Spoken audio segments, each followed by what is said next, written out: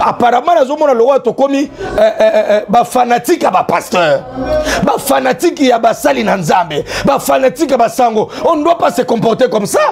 J'aurais appris. Parce que cousine, il y a Maman Blanche, la défunte, à partir à Paris, ça l'émission à Makoso. Pasteur moi à Côte d'Ivoire, ce Côte d'Ivoire, ceux qui m'okanini, a lobby que a koufi pour la BBLT. Nga été cousine ya Marcelo, ya Maman Blanche. Ce qui a koufi pour la BBLT, c'est grave. Bandeko bazo finga, s'il te plaît, ko finge zara arme ba faible. Malamu to analyser, to pe ça va point de vue. J'étais en train d'analyser maloba ya Marcelo. Et puis biloko nyo sur analyser on a culte, ezaki maloba langate papa journaliste. Na analyser ka ba interview na ye. Na sali moi feedback analyse ya ba makamne nyoso alobaki. So mutalinga bala il faut goûter na. Beaucoup de chrétiens, ils ne voulaient pas critiquer, mais à cause de ce qui s'entend, ce qui se disent dans les réseaux sociaux, ils sont obligés de parler. Ils doivent parler. J'ai comme impression, papa journaliste, on veut nous priver les droits de parler. Non, non, non, j'ai comme impression, on veut nous interdire de parler. Excusez-moi, Marcelo c'est un homme comme moi. Je l'aime beaucoup et j'applaudis pour son mariage. Mais Marcelo n'est pas Dieu. Même moi qui je parle, je ne suis pas Dieu. Le jour des obsèques, le pasteur Marcelo parlait. Il disait ceci. Il disait, c'était la nuit. Il était au 7e niveau et sa femme était au bas. Et subitement, il a entendu, il a senti le parfum de sa femme. Et son esprit lui a dit que madame n'est plus là. Je suis en train d'analyser les paroles. Papa journaliste, tu ne sais pas que non, quand quelqu'un dit quelque chose, il y a le non-dit de la parole de l'homme qui parle. Il a dit, j'ai senti le parfum. Moi, je prends seulement les parfums. Il dit, j'ai senti directement que l'esprit m'a dit que ma femme n'est plus là. Et il est descendu du 7e niveau. Moi, je réfléchissais, je parlais en haut tout ce que les autres ne parlent pas. Je ne sais pas quand il est allé se marier. Est-ce qu'il a consulté ses pères? Vous avez passé 20 ans avec une femme. Elle est internée là-bas. Là-bas, il n'y a pas sa tante. Là-bas, il n'y a pas son oncle. Là-bas, en Turquie, vous êtes que toi et il est Maman Blanche de Rez Mémoire et sa famille. Quelle famille? Son mari et sa famille? Parce que moi, je me mets à la place de la famille de Maman Blanche. Bolimbi Sangai, Yarofinga Baofinga, mais pasteur Marcelo, il s'est remarié, non? Mais dans la famille de Maman Blanche, c'est une grande perte. J'ai entendu un pasteur que j'aime beaucoup a dit attends au commentaire Maman Blanche aux susté. Moi ça m'énerve. Il y a des morts que nous pouvons éviter, papa journaliste. Vous avez passé 20 ans avec une femme. Elle est internée là-bas. Là-bas il n'y a pas sa tante. Là-bas il n'y a pas son oncle. Là-bas en Turquie vous êtes que toi et il est Maman Blanche de Rez Mémoire et sa famille. Quelle famille? Son mari et sa famille? Parce que moi, je me mets à la place de la famille de Maman Blanche. Bolimbi Sangai, Yarofinga Baofinga, mais pasteur Marcelo, il s'est remarié, non? Mais dans la famille de Maman Blanche, c'est une grande perte. J'ai entendu un pasteur que j'aime beaucoup a dit attends au seul commentaire Maman Blanche aux susté. Moi ça m'énerve. Il y a des morts que nous pouvons éviter, papa journaliste. Le révérend Marcelo a fait une campagne sous la pluie, non? à cause d'un mariage là, batu ba telemi, babi o ako koufle sous mobali, a sali perte. Voilà, c'est l'incrédulité qui est injectée. Il faut qu'il y ait quelqu'un qui se lève.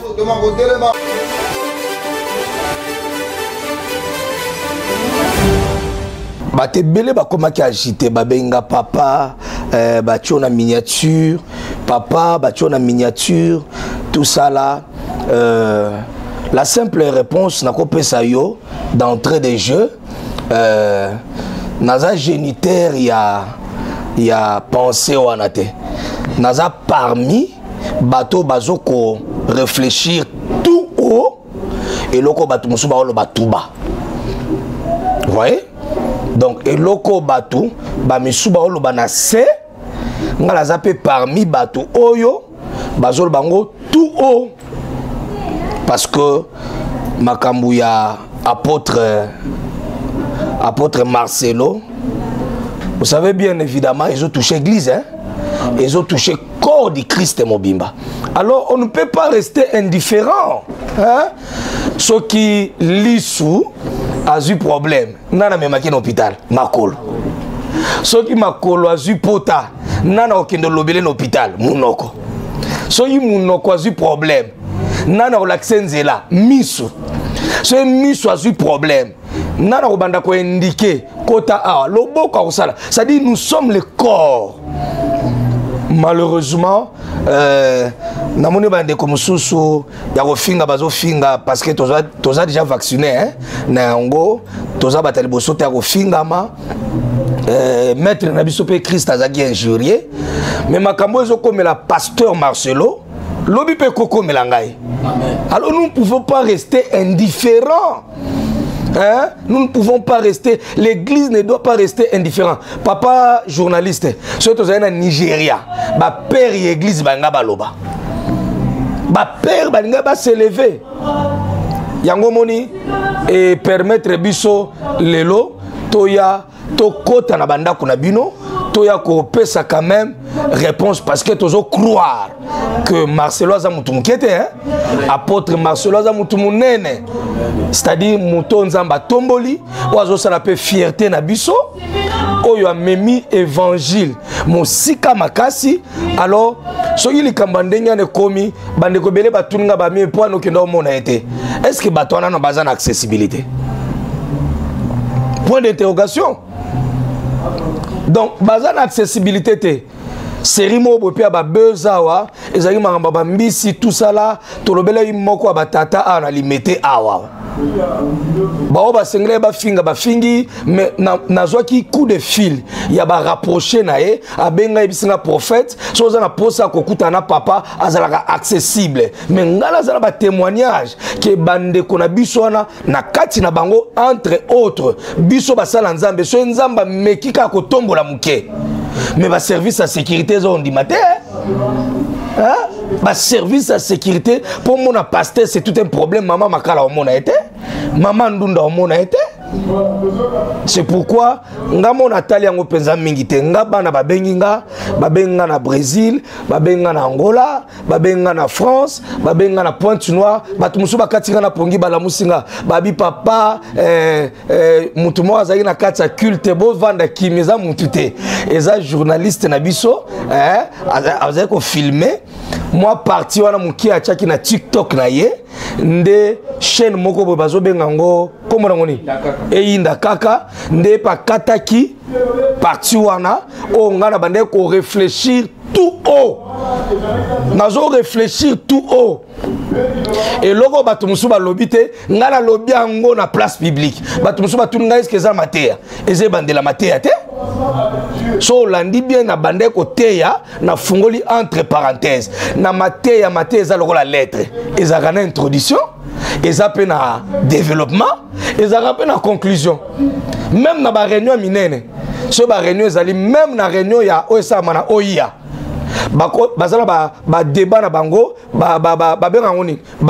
il y a des sujets sujet du jour ordre du jour ezalaka mais na suka ordre du jour moi divers ezarate pas chef de l'état na divers ezarate na divers makambo ekomi li papa Marcelo lobe ko komelanga lobeko comme la moussane lanzambe mususu et c'est pourquoi biso batoa ba prophète averti il faut toyer ba ko examiner ngo de tout près.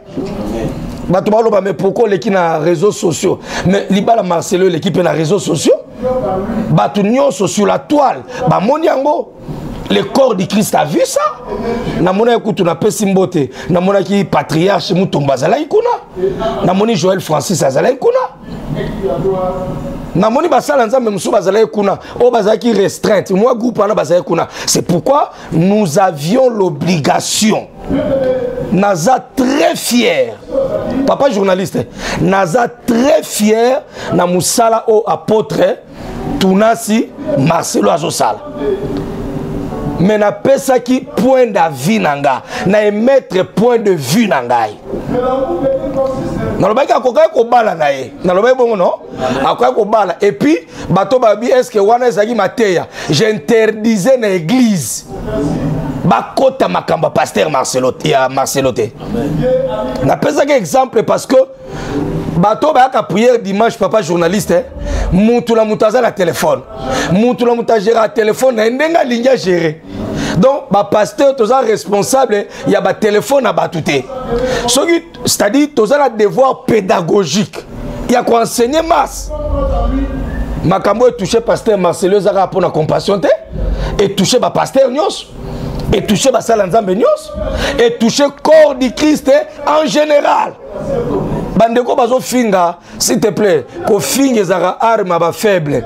Malamu to analyser, to pesa ba point de vue. J'étais en train d'analyser maloba ya Marcelo. Et puis biloko nyo sur analyser on a culte, ezaki maloba ngate papa journaliste. Na analyser ka ba interview na ye.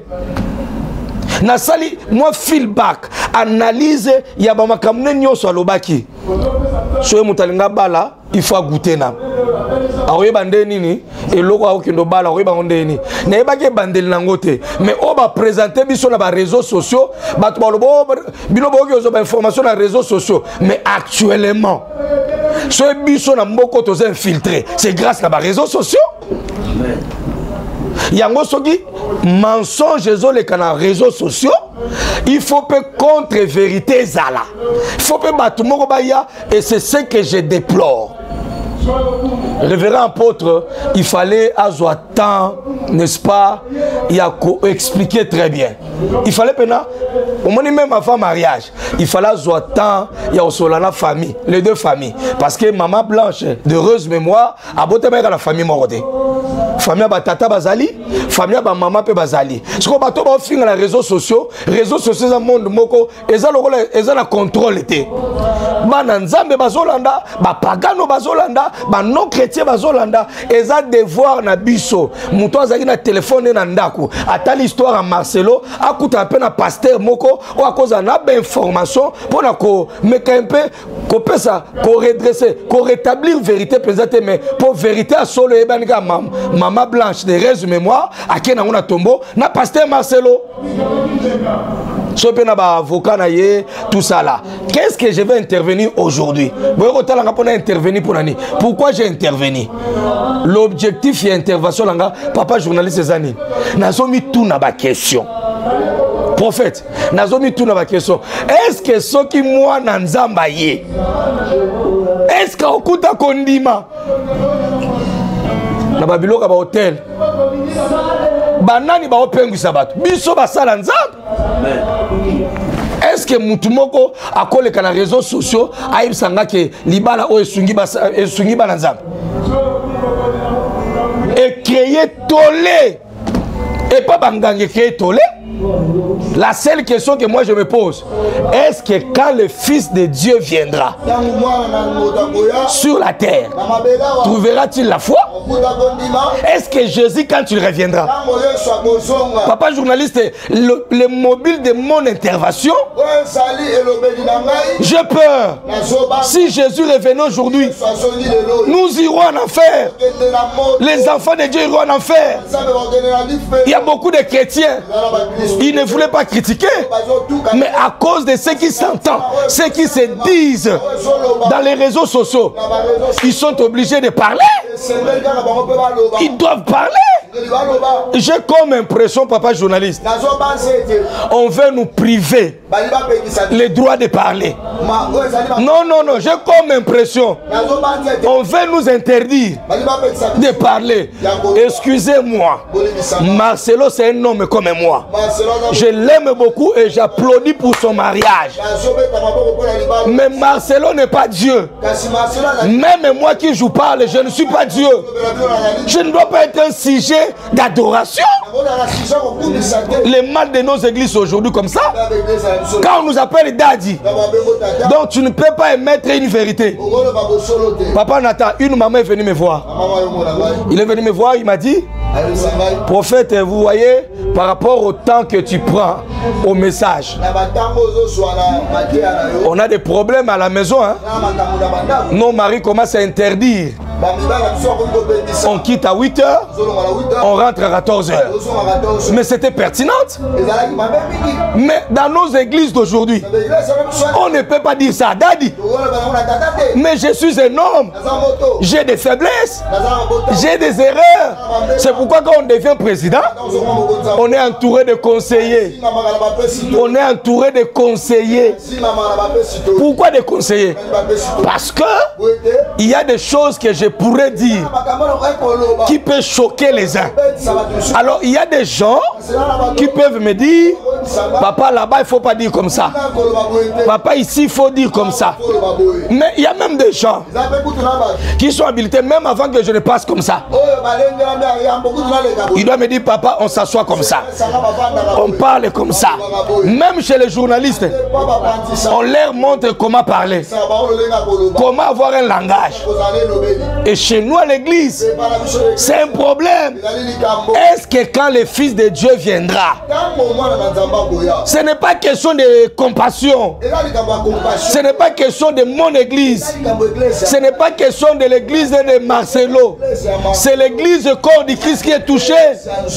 J'ai vu les Ivoiriens réagir. Il y a quelqu'un, le monsieur là de TikTok là, je ne sais pas, comment il s'appelle? Non, pas Makoso. C'est lui qui a pris ton image, il a lancé ça sur TikTok. Et Yindakaka. Il a écrit dans son titre, il a dit, papa, osala ki songi songi muninga no pasteur, pour nakati église na bandiminayo. Monsieur Eyindaka, je ne connais pas s'il est monsieur, si c'est une dame, monsieur Eyindaka, c'est l'actualité du jour. Olinga te mikolo eza Marcelo. Moutaza Likolo eza Marcelo. Ce n'est même pas prophète Joël Francis. C'est mon journaliste qui a pris seulement l'image. Il a injecté là-bas. Mais moi je parlais du pasteur Marcelo, l'apôtre Marcelo. J'ai émis mon avis. C'était quoi mon avis? J'ai dit ceci. J'entends dire, il paraîtrait. J'ai suivi ça même dans une vidéo. Le jour des obsèques, le pasteur Marcelo parlait. Il disait ceci. Il disait, c'était la nuit. Il était au 7e niveau et sa femme était au bas. Et subitement il a entendu, il a senti le parfum de sa femme.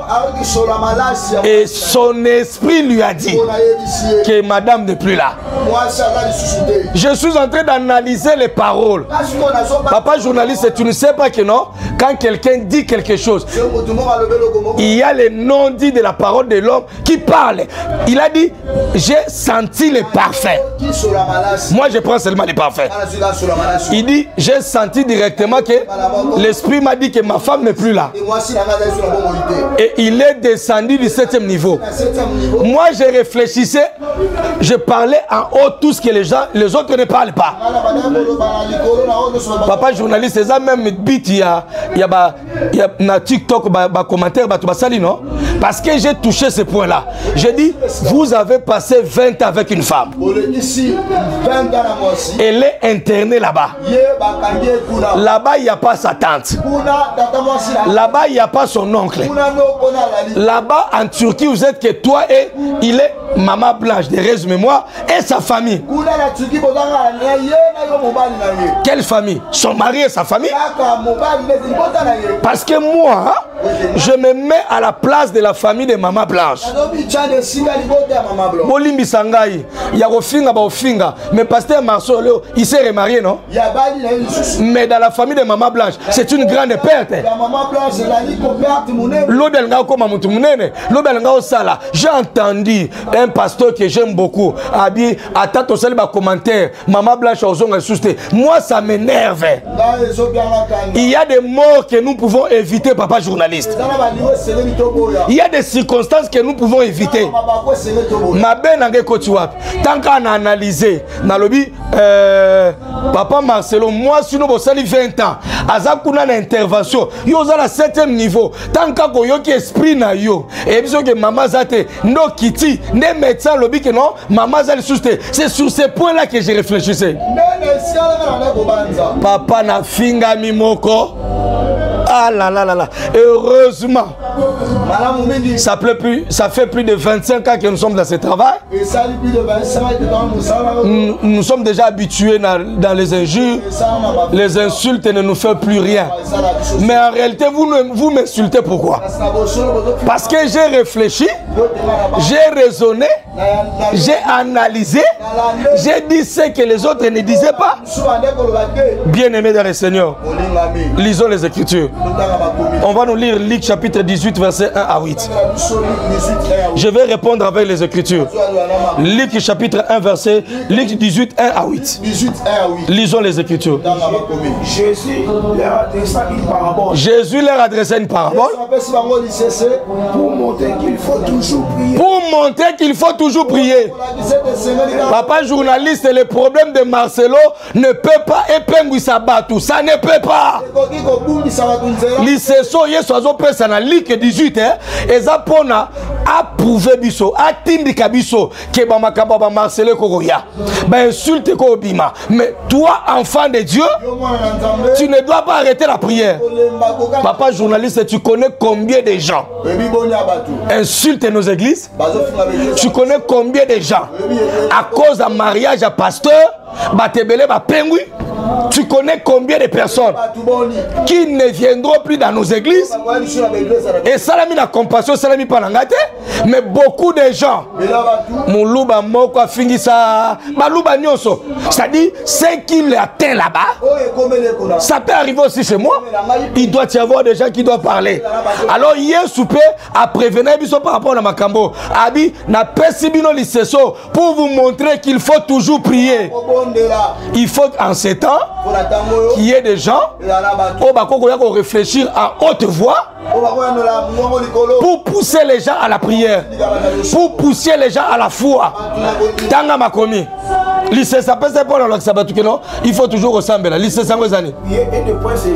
Peko se relâché. Papa journaliste, Makambo tozomona surtout abiso basala nzambe na sitaki Ambongo. Ambongo asali pacte nae, ba obe mon pacte ni.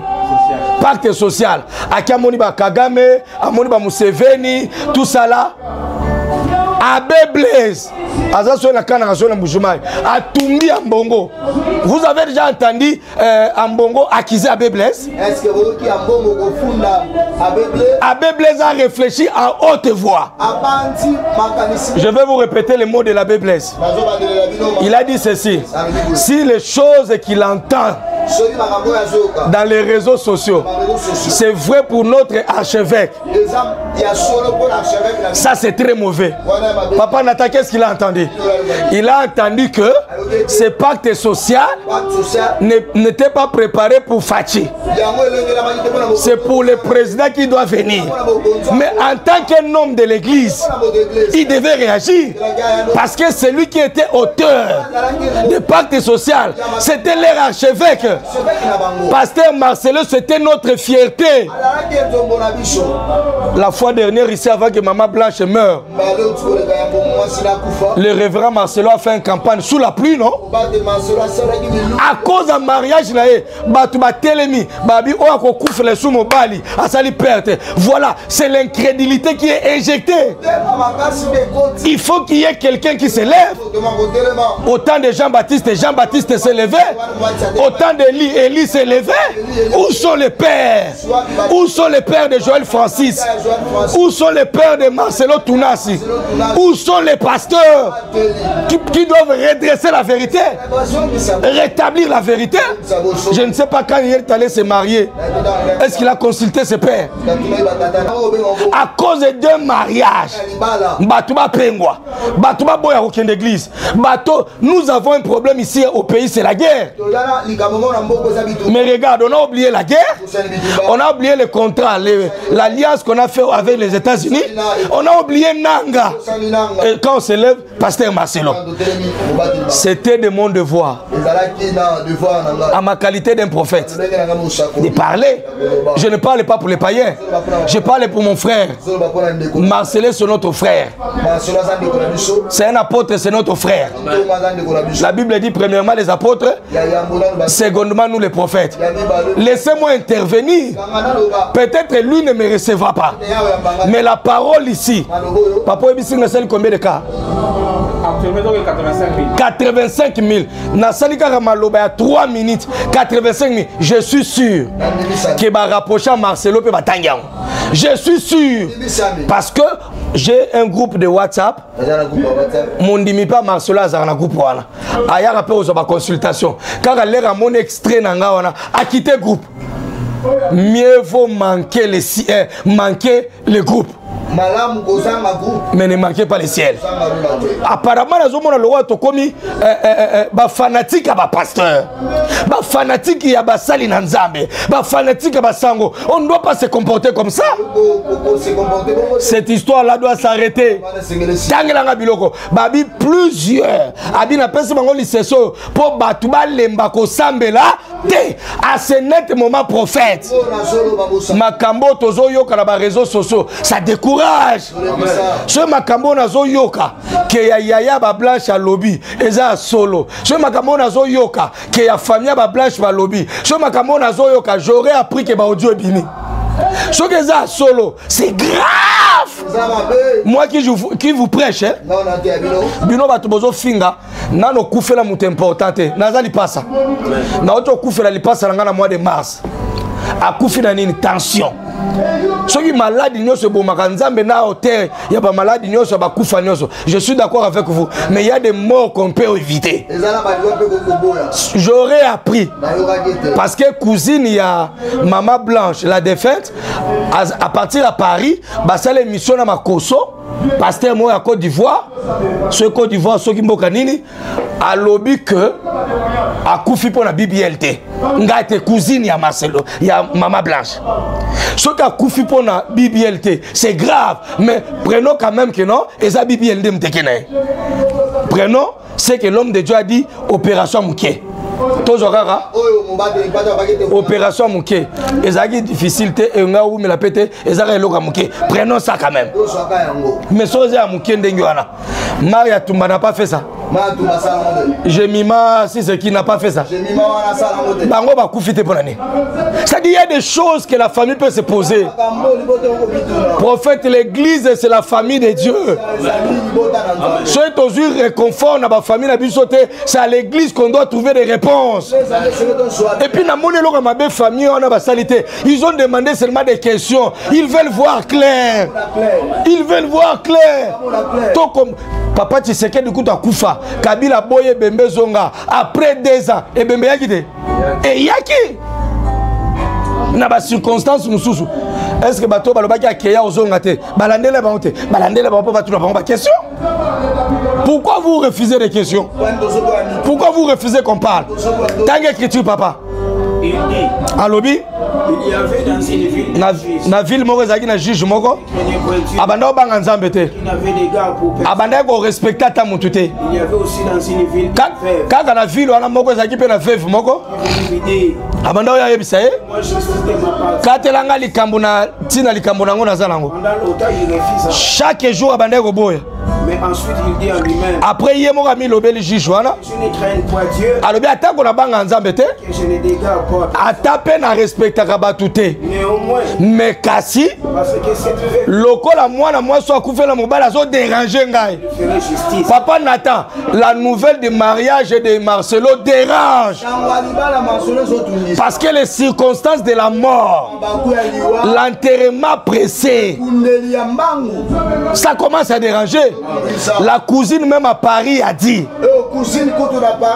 Boya ko attaquer ngaite, consultez ma koso, consultez les réseaux sociaux. Vous allez voir, la cousine est à Paris, il a dit, la cousine a dit qu'elle n'est pas morte avec l'opération. Elle dit elle est morte 4 jours après, on est venu les réformer. Ba fanatique musu ba koti ba lobo te a informé te premier jour, deuxième jour, troisième jour na famille pour que émotionné. Premier jour tu es dans l'émotion, on comprend. Mais pourquoi attendre 4 jours?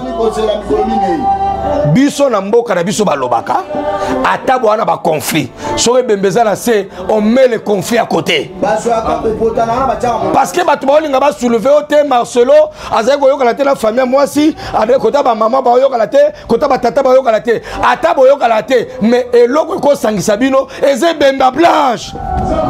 Mettez-nous à sa place.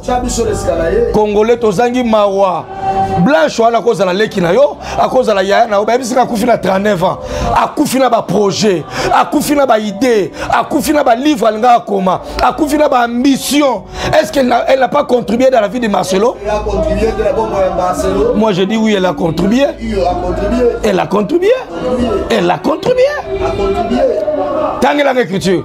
Juge Azoloba attaque tout la tosse à batouté mais le col a bazo dérangé n'a trop. Papa Marcelo comme la famille dérangée. Le ça acte de décès. Salaboy salaboy. Batumuso ba côté lié ba le biote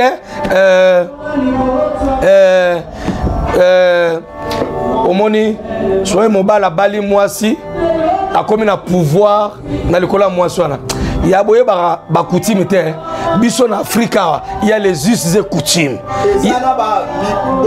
Papa journaliste atoza pasteur soki obala mutu ba osengo masanga ata yo mela masanga to kopesa ngo so ba sengi likaso kopesa ngo parce que tradition na bango yo senga bongo ata komi mwasi na yo maza mutu ya bato aza mutu ya bato mutu a remplacer na place ya mama na zate mutu a remplacer na place ya leki ya zate nazolo baboye parce que ngamo na kufeli lipasa na mois de mars na utuko kunda lipasa à cause attention mais église ezoboma batebele pasteur ba église ezoboma batebele lipasa na ngaba ndo sambela na combat spirituel mutakwe tension mati binoga au nom de Jésus siko basala ba minga ngapwani. Soyons équilibrés. Ne m'insultez pas. Attends la vie, ne m'insultez pas, vous allez toujours m'insulter. Congolais, hein? Ça dit, moi, richesse, on zamba pesibiso, au lieu de réfléchir, au lieu de pousser ma mécanisme sika, et ça, le cola, Congolais, nous sommes comme le roi politicien, tout comme le roi parti politique. Ça dit, politicien, kanga, raisonnement, le roi à la prison. On nous empêche de réfléchir. Les pasteurs que nous sommes, nous empêchons les gens de réfléchir. Papa Nathan Nazala Kanda, tant lui passe la koufi tension, bando kobela, nzamba olanga telema, nzamba olanga telema, mais nzamba olanga wana apesa pe mayele na ba médecin, apesa pe mayele na ba gynécologue, apesa pe mayele, ba sambeli pendant 2 heures du temps. Après tant muta koufi ba meme hôpital. Akoufi liwa Sonia Passi. Que Dieu bénisse. Que Dieu bénisse. Tangela l'écriture pour la soukaona. Je lui donner justice. Nakokatele likambu. Afin qu'il ne vienne pas. Ayel suko déranger ngate. Est-ce que bozoka babi ayel suko déranger ngate. La moindre des choses que pasteur Marcelo Sengela sala après liwana, moi je crois. Communication ba pesa biso na église la compassion. Que papa zobala. Moi je crois que pasteur akako salango yemoko ma va salango publiquement. Il fallait mon en famille na coulisse. Parce qu'un homme de Dieu, c'est un homme de paix. Mais pourquoi tu as été? Pourquoi tu as été? Na ebisi bino de là d'avance, batandenge na bakoma na ba audience belé belé, ba cérémonie belé belé pour ngape ba cérémonie belé na lingarate. Tanga na okatele pona nini? Poizo déranger ngami na katele likamu. Tanga. Le Seigneur ajoutant. Kola bakisi. Attendant ce que dit les juges. Yoboyoka o juge azoloba. Et Dieu ne fera-t-il pas justice à ses élus? Pourquoi il ne fera pas justice à ses élus? Évangéliste, ce qui a solo, que circonstance à liwa mama oy. Et zandeng ba ba la biso gloire à Dieu. Mais ce que ça angoté, na rejoindre jouer na biso aloba qui justice de Dieu.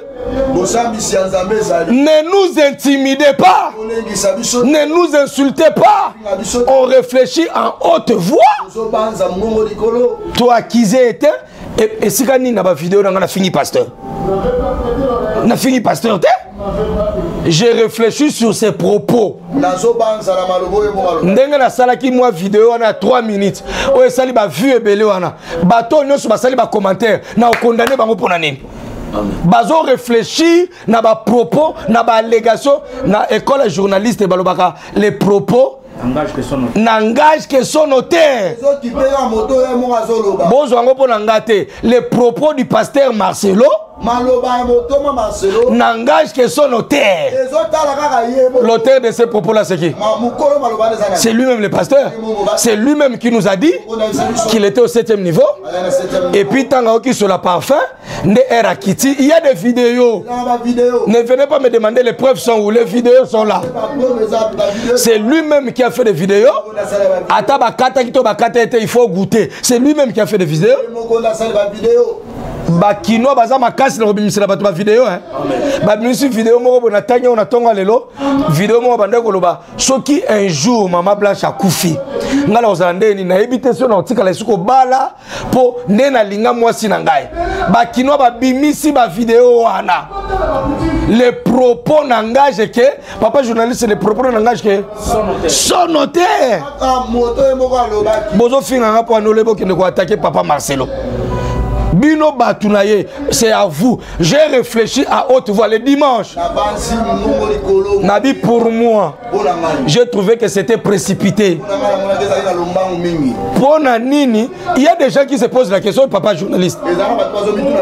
J'aurais appris qu'à Balaki défunte Maman Blanche le 23 juillet 2006. J'aurais appris aussi que le 23 juillet 2025. Yaya, okopekisa ba internet surtout ba TikTok. Okopekisa bango te. Yango ngana répondre kana ba un jour ya TikTok te. Il y a des réseaux sociaux. Au monde, on a répondre. Parce que chacun est libre. Bah, propos ne m'engage. Les propos n'engagent que Mouto a yibi image papa Nathan. Mouto a yibi image na chaîne na yonini Congo Mboka TV. Donc a yibi ka image a copier ka écran a tienne pas na ye. Après ya zulango ba base. Bah toi ba réseaux sociaux ba osala pona mbongo na bango. Et quand la bango ba base a yibi ka image a ke soit zocha abi papa ndongo osala songi na likamba pasteur hein. Bako kangayo oebite ka camarade chef de l'état. Donc na mboka oyo bino bo emprisonner chef de l'état. Azaka chef de l'état pasteur Marcelo, azaka chef de l'état pasteur Dalo, azaka chef de l'état la bisoté. Biso petit peuple, biso ba petit pasteur. Chef de l'état la bisoté. Donc le col ba na pasteur Marcelo, nyo seza permis pasteur Marcelo sala pour biso ba kanga biso. On ne nous arrêtera pas. Je n'ai pas insulté. Je n'ai pas diffamé. Je n'ai pas diffamé. Tout ce que je dis sont des propos de pasteur Marcelo. Na te yango na église nanga po na quatre église nanga ezapela batumusu balinga pasteur Marcelo. Ezapela batumusu na église nanga batali yango na ba réseaux sociaux. Le rôle d'un pasteur, il est le garant. Il est le gérant. Il est la sentinelle. C'est lui qui doit veiller à la saine doctrine. Alléluia. Amen. Tanga suko verset nangai. Tanga verset nangai. Qui criait en lui jour et nuit. Et tardera-tu à leur égard. Verset 8. Je vous l'ai dit. Botanga ngona bandako verset 8. Je vous l'ai dit. Oui. Fera proprement justice. Nzamba osala bango justice. Mais quand le Fils de l'homme viendra. Quand le Fils de l'homme viendra. Verras-tu la foi sur la terre. Papa bandela. Je vous l'ai dit. Bandala verset 6. Interprétez ngai. Verset 6. Le Seigneur ajouta. Entendant ce que dit le juge inique. Et Dieu fera-tu pas justice à ceux élis qui criaient en lui jour et nuit. Et tardera-tu à leur égard. Je vous l'ai dit. Il leur fera proprement justice. Mais quand le Fils de l'homme verras-tu la foi sur la terre. Jésus avait peur. Si il revenait, est-ce qu'il va trouver la foi? Il n'avait pas peur de trouver. Moi, les prophètes, j'ai beaucoup d'églises. J'ai beaucoup de voyages. Pour battre dans l'internet, finga famille maman blanche, famille pauvre. Qui dit reste abimi la famille pauvreté, famille kota botata la bango, baza famille moko nanti, bazo insulté, famille mo babola, famille mo. J'aurais aussi appris que parmi les héritages à maman blanche, à Kabola pena mobali là, où est le mal? Où est le mal? Les gens commencent à réfléchir. Papa, obi pour nani bato basiliki, pour nani famille ba blanche basiliki. Pasteur à l'école na télévision, à lobby na déclaration claire. Abi a senti que le au salama, lui s'en fout. Il s'en fout. Il s'en fout. Na makambali bala ba s'en fout raté les deux. Ndeba comme moko c'est les deux familles, deux personnes, des entités, des étoiles. Bako kutana. Mais avant vous la moko vous étiez deux. Ata boko kala bo apembe mais boza ba culture différente, boza bikolo différente. Chef famille ba maman blanche va télémiter, la justice de Dieu va s'élever. Interpellation à Jésus. Est-ce que ce qui zongi trouvera-t-il la foi? Trouvera-t-il la foi? Papa Zoyoka, ngape ko banga na ngangwana. Papa poani bozo attaquer banani. Ça dit ce qui se passe dans les réseaux sociaux. Le prophète Joël Francis nous a posé la question. Alobi to prouver na verset moko na Nouveau Testament oezo la kisake bandimi il faut aller nanani. Na makambo atindi bisoto tuna ba question wana. Atalero yo pesa ba réponse à kimi abina tanga lona tango à grâce. Mais il y a biso verset mon na Nouveau Testament. Moi je sais que le Nouveau Testament est l'Ancien. Ça parlait que de Jésus. Nouveau Testament, na ancien, ça ne parlait que de Jésus. C'est que l'initiateur il y a Nouveau Testament, c'est Jésus. C'est Jésus qui a dit à Pierre, Pierre m'aimes-tu? Pierre m'aimes-tu? Pierre m'aimes-tu? Paix mes brebis. Et ça attend l'ouate, et ça attend la nouvelle alliance. C'est la parole de Dieu qui dit, tu aimeras le Seigneur de tout ton cœur, de toute ta force, de tout ton esprit. C'est même le premier commandement. Amen. Amen. Donc, c'est pour introduire un fait étranger. C'est-à-dire, c'est un langage. Il y a un nom dit derrière la parole du prophète. Pour na kolongola batu posa kolinga nzambe. Nous savons que c'est Dieu qui nous a aimés les premiers. Mais nous aussi, en retour, nous devons l'aimer. Amen. Kobanga Yesu, papa journaliste. Ezaki karaté pour na. Vous avez un problème de réseau là-bas? Nakobanga Yesu, ane kobanga te kaka soka oya mukolo zonga so akuta banda kute. So akuta ba maison te kobanga nezaki trouvera-t-il la foi? Toi analyser. Na makambo ezo sala ma mariage à Barcelone. Boza sûr que kondima batu muso zo kwete. Boza sûr que batu muso bazo pengwa te. À cause de nous les hommes de Dieu, beaucoup de gens perdent la foi. À cause de nous les gens de l'église, beaucoup de gens ne prient plus. C'est décidé. C'est vrai, non? Est-ce que trouveras-tu la foi? Nazo benga bateau bazana ba réseaux sociaux, bateau va répondre biso na ba TikTok, bateau musu va encourager biso. Il y a pas de problème. Na bateau musu va fingi biso. Ne soyons pas des sentimentalistes. Ne soyons pas des fanatiques. Ne soyons pas des fanatiques des pasteurs, des fanatiques des églises. La Bible dit sortons au milieu d'eux. Même pasteur Marcelo a insulté aussi les catholiques, non? Il a dit les catholiques c'est la salle d'attente de l'affaire, non? Bafundake. Pasteur Blaise a réagi. Mais Bafundi était? Les gens ont réagi. Les gens ont réagi. Mais ils ont eu des problèmes avec Denis Lessi, ils ont terminé ça. Moutaï, Ndakarabi, Tika Otonga, pasteur Marcelo, na église na yo. Mais makamba pasteur Marcelo, ils ont makamunangai. Azan de Konangai. Ils ont touché peu bandiminangai. Les gens se posent des questions et nous devons leur apporter la réponse. La Bible, je l'ai dit au début ici, a recadré l'archevêque. Au seul qui est archevêque à Fundi. Au seul qui est archevêque à Kangisi. Révérend Bondo. Roger Bakapé a répondu à Joël Tatou.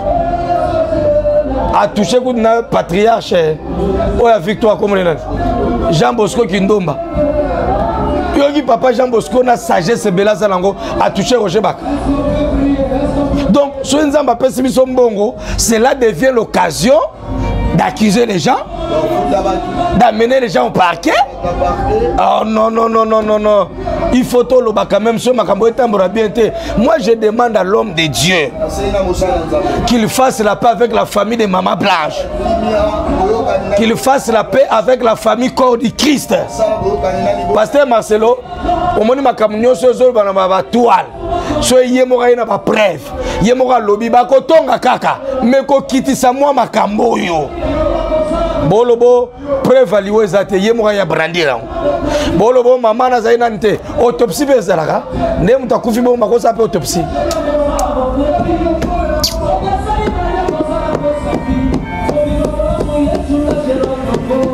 Vous voulez me faire arrêter? Ma cause est en Côte d'Ivoire. Azolo bango parce que ça touche le corps du Christ. En tout cas, pasteur Wakofanda nie asa pasteur T. Parce que ma kamba pasteur Marcelo nenge zuye ils ont ça la biso passe et nous devons réagir. Tozolo bate poto finga et nous les mots, mais nous trouvons que c'était précipité. Ça n'engage que moi. Nalo bezagi précipité. Nalo bezagi na retard. Abalide. Abaline. Mais moi je trouve qu'il pouvait gérer ça. Pour mon agence de sagesse, il pouvait gérer ça. Kami makoso lelo nalinga kaipo alobi ye akangola matela mbebo nae. Ye ba finga na bango ye etala nango yete. Mais curieusement azo ça ba direct na famille mobimba ba Maman Blanche. Ceux qui ivoiriens bazo loba. Pourquoi pas nous les hommes congolais, les hommes de l'église? Donc nous sommes papa Marcelo, ça les arabiens. Soyez bénis. Soyez bénis. Je vais arrêter avec cette écriture. Je vais arrêter mon direct avec cette écriture. 2 Timothée chapitre 4, verset 1. Tangilangango rapidement. 2 Timothée chapitre 4. 2 Timothée 4, 1. 2 Timothée 4, 1. Je te conjure devant Dieu. Na bonde leo na liboso nzambe. Et devant Jésus-Christ. Na liboso Jésus-Christ. Qui doit juger les vivants et les morts. Wa sengela juger bato ya bomoy. Au nom de son apparition et de son royaume. Na kombo kozonga na. Est-ce que quand Jésus reviendra, trouvera-t-il la foi? Wana apôtre Paul azoyebisa mwana Timothée. Abi nazo jireleo devant Jésus-Christ qui doit revenir. A jirer ni. Aibisi Timothée ni. Il doit juger les vivants et les morts. Ouais. Au nom de son apparition et de son royaume. Ouais. Il prêche la parole. Teya! Batwalobio, est-ce que Wano Lobagi dimanche eza mateya? Oh, eza mateya te bonani. Eza mateya te bonani. La nature, c'est un enseignement. J'ai dit la nature, c'est un enseignement. Les choses qui se passent dans le monde, hein, c'est un grand enseignement. C'est plus que la Bible. Makambo ezo salama ya Marcelo, combien de personnes va kopengwa? Na lelo pe bato ba kopengwa ka. Ebele ba kozonge la mokili. Il faut qu'il y ait des gens. Oh, bateau balinga ba pengwa. Il faut qu'il y ait des gens qui parlent. Pour bateau bazonga na nzela. Papa, bozo tonga pasteur Marcelo l'église no, bato pe baolo ba amen te, to tonga te, ezali une parenthèse parmi Matthieu. Matthieu ezaki Matthieu mususu, to fungoli brèche parce que c'est la nature. Nous voyons ça sur la terre. Est-ce que quand Jésus reviendra, il trouvera la foi? Kobanga Jésus angwana. Beaucoup de gens à cause de makambo bazomona. On frappera les bergers. Les brebis vont se disperser. On frappera Marcelo. Les brebis vont se disperser. Ngala fingi etaza mutakisi. Ngala lobite ke libala neza mabe. Ngala lobikaka ba rapport tozo yoka. Makambo ezo bima na ba toile. Il aurait fallu azela mwa muke. Une année, yemo raté biso makamuna nyoso azoloba, yemo raté biso. Abi fiançailles il faut 6 mois, une année ou 2 ans pour na sani. Koyeba moi si bien et puis koyeba place au chalokolo. Ezara passe pour mon nanda kwa meniser kitima longa hein. Ezara passe pour mon nanda kwa prédicateur asela makambo azote hein. Yango moni na Matthieu 23 babi tozo latisa batu ba mikumba ba charge mais bisomo na kati kuna milangwa bisomo na kati masanga bisomo na kati. Ah mon Dieu. Papa journaliste na tali vidéo na retali yango na oluka place na fingi Marcelo na moni place na fingi te na bato nyonso ba oloba to tonge boza na bino kimia so na ke oluka rendez-vous na akoyamba ngai te. C'est pourquoi pona bana nzambe bazolanda na ba TikTok bo pengwa te. Marcelo aza mutu lokola ngai. Marcelo aza pasteur lokola ngai. À cause na ye bino bo pengwa te. Tangela l'écriture wana. Azobisa Timothée teya sango malamu. Beta sete na occasion neti ya ba mabalo. Ba benga ngo libala te ba benga ngo remariage.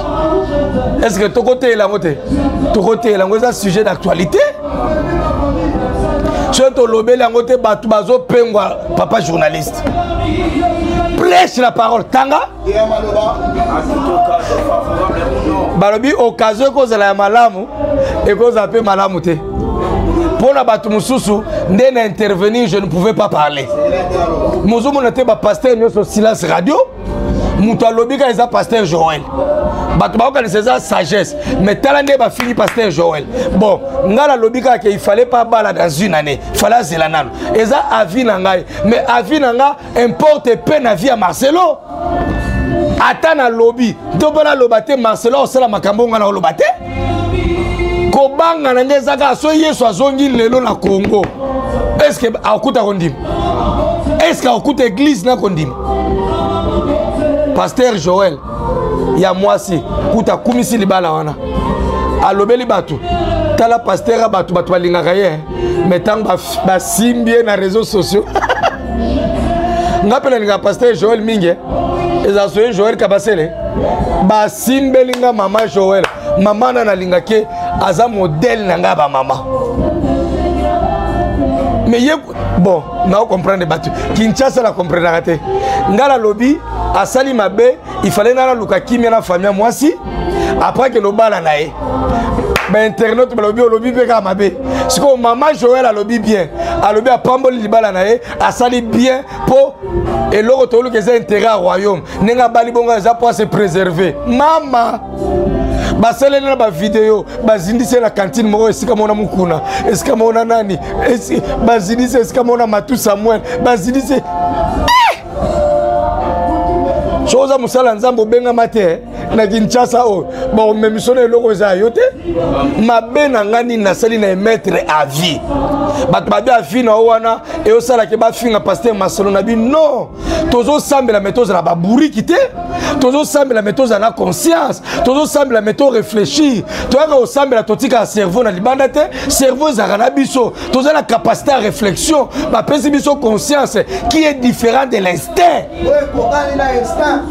eza différent na instinct instinct za oya banyama ngala boko la rambwa aza soki berger soki bobenga croiser ya berger soki alma soki bobenga ndeni oyebike mbwa na ngana aliaka chaque jour kana 0 mbwa ayoki posa ko se soulager a se soulager na ndako na ete so ngala lobi bongo yo lo bambwa na instinct na bangwa ki mbwa akosuba na ndako na ete akosala kaka na ndako na ete aliaka ka une fois aliaka fufute aliaka mikongo soso oche potopoto oliate na instinct na ya ebike no soka sali kaka awa na misu na yo il faut akunda yango mbwa et bon biso bato to ba mbwa te to bato na mayele bato no sto ko na l'église to bima kozala ba fanatique église eza vita imanate église eza winner te église eza aéroport ambassade to préparer bato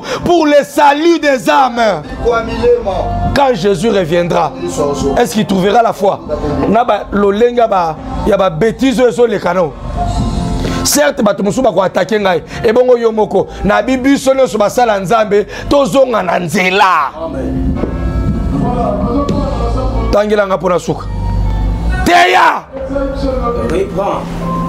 bobangisa biso te église mobimba bato bakoma oteya kaka bato bakoke poto amen bato basabo amen so lobika vérité kaka moi 3 minutes na lobaki wana mwana nga mo bazaka mundimi pa Marcelo alongo église et à longue na groupe nangai tant à longue na groupe ngapela bloqué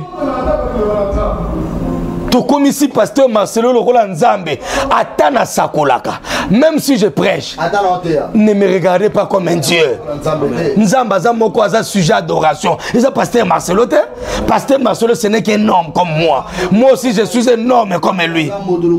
Soyez bénis. Amen. Tant qu'écriture, prêche la parole. Moutaï ndana lobio yozo kate ozo tonga na komba batu ba okanga yo. Donc ba kinois, ba chrétien na biso balingaka ba loba malamu batu.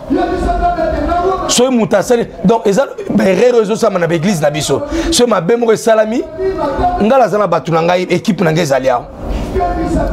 Na opeza un exemple à temps bato bavandi sanga ba bisinga te temps leki mingi bongo bongisa air mutu muso biso bongisa air wana peut-être à un niveau na hote mais moi na mukia ko beta pe mbunda ba mikolo pe babini tanga makomi. La parole insiste à toute occasion favorable. Paul a dit ça Timothée Théa sans malam na ba occasion no sota ba TikTok na ba occasion no sur bima insister yango na erozonga les sous insister batu ba opengwa insister papa makambo zolo berozonga sa batu na nzela oui mutu moko alinga apengwa komona Marcelo lokola nzambe te komona nga lokola nzambe te ondimela nzambo ondimela Marcelo te ondimela nzambo ondimela nga te kopengwa te pona mutu yango ezaki objectif amateya na ngai akende ko expliquer clair pour na ba propos na lobby azaki na 7e niveau moi c'est ngala ngana comprendre moi si nous bosali 20 ans yo na 7e niveau yé na salle tango ki sur la parfait no kiti ngana sala bongote na raisonner kaka na likolo ngana sala bongote na milukeli makambo kaka nde na raisonner bongo mame ya kofinga bafingi yesu alobaki soye basalaki boye na banzeta ya kokauka ya mobeso ebongo bino banzete ya bana nzambe video oyo ezali mpona benda bana nzambe matoi bato ya église la compassion so bozo croire ke nzambe aza kuna botikala na kondima na bino kuna bana nzambe to pengwa te pona libala pasteur Marcelo. C'était même ça le message que j'allais donner. Babi prêche la parole, insiste à toute occasion, bon ou non, car il viendra un temps,